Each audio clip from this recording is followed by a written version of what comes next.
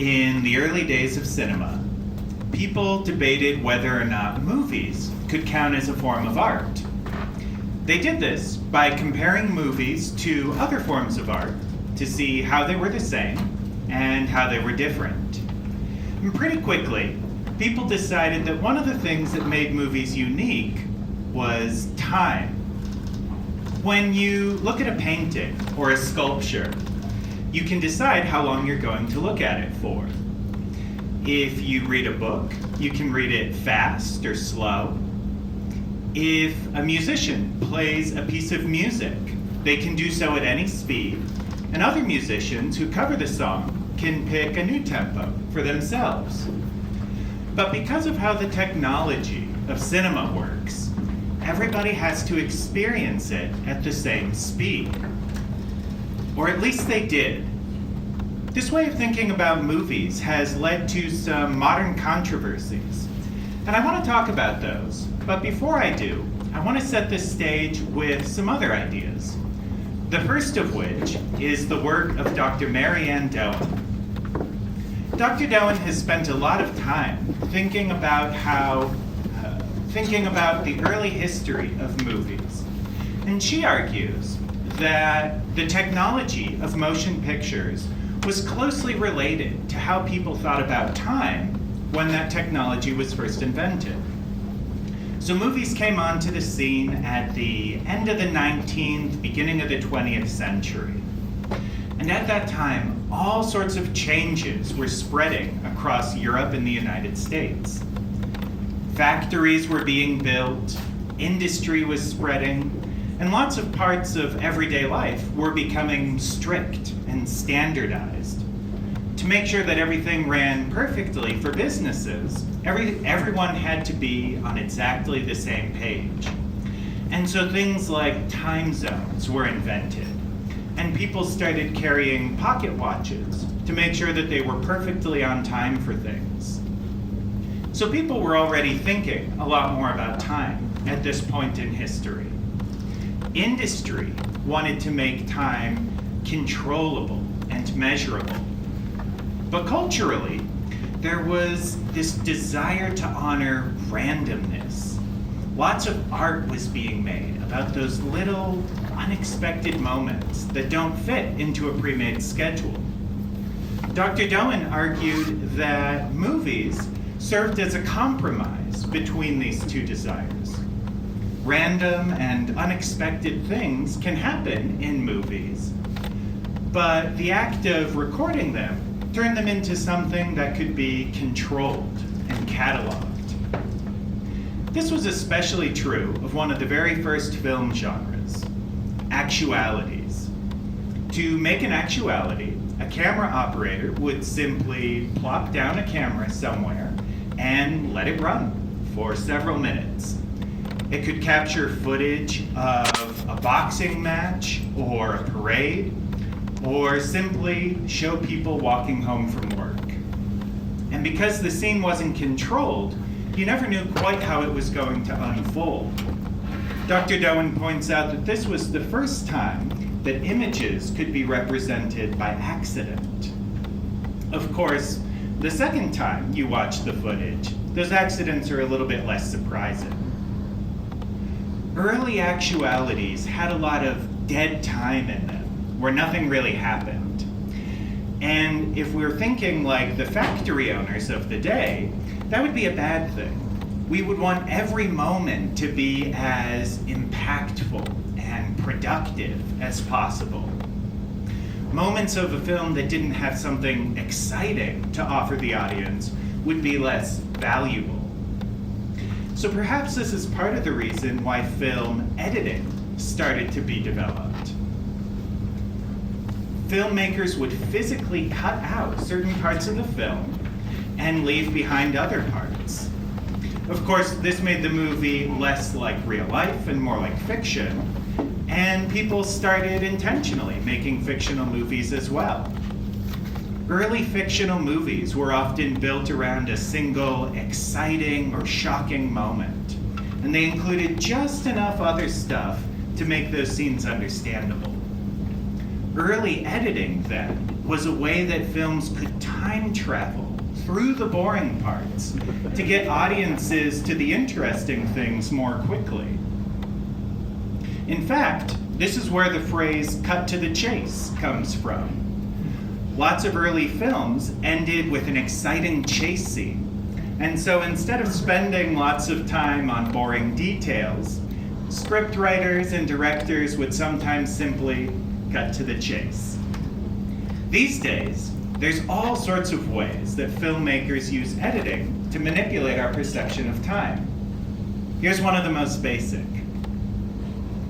Sometimes the film literally just tells us when it is. We can move forward a day or backwards a day. We can watch the months go by.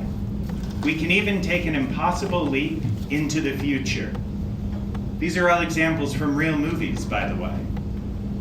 There's slightly less direct methods as well. Sometimes a film will use a visual metaphor, like the hands on a clock spinning quickly to tell us that hours are going by. Or we might see pages falling off of a calendar to tell us that we're jumping ahead several months. Another good example is the training montage. Sometimes a character needs to get a lot better at a particular skill. So the director shows us some quick shots of them doing really bad at the skill, then some shots of them doing okay, and then some shots of them doing great at the skill. And it's usually set to music to keep things energetic. In this way, we can watch the course and development of a character's entire growth and development in the length of a single song. In these examples, it's clear that time in the movie is moving faster than it is for the audience. A minute of us watching might cover weeks or even months of a character's life. And the reverse can also be true, with techniques like slow motion, where the director slows down time for the audience to make their viewing more exciting or dramatic. Either way, faster or slower, the director is manipulating our perception of time to give us a particular experience. So what happens when we take the time that the director sculpted for us and we use it in a way that wasn't intended? This is where we come back to the controversy that I was discussing earlier. In the last decade, digital streaming has become one of the main ways that we watch movies. And lots of digital players have an option to play back movies at higher or lower speeds. So for the first time, the time that it takes to watch a movie depends on the person watching it, not on the people who made the movie. This has been controversial. You can go online and find lots of people who are very angry about the idea that you would watch a film at anything other than the intended speed.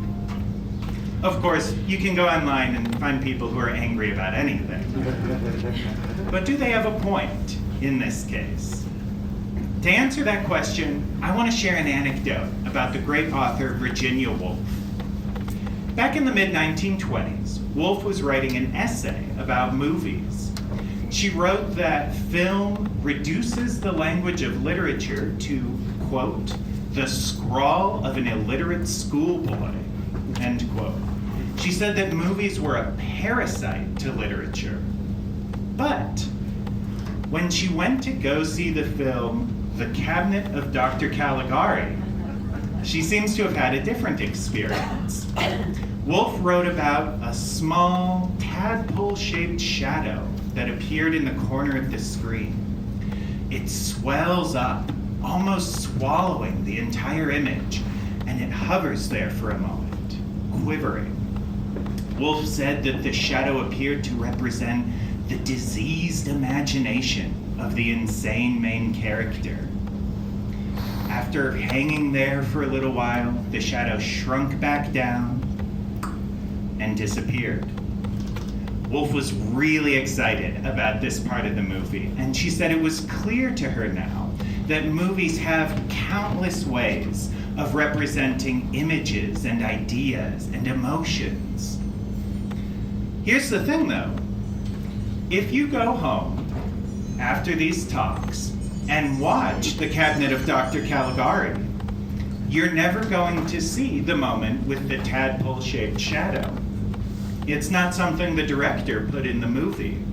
When Virginia Woolf went to see it, there was a brief problem with the projector, and the shadow was an accident. This brings us back to Dr. Dowen's point about how movies developed as a compromise between controlling time on the one hand and showing us accidents and surprises on the other hand. When people argue that you should only watch films at the speed the director intended, they're arguing for the control side of movies. But Virginia Woolf's experience tells us two things. The first is that no matter how much we try to control it, people are always going to have unique experiences while watching movies. The second thing is that those unique experiences can be just as inspiring and powerful and important as the things that are intentionally put into a movie.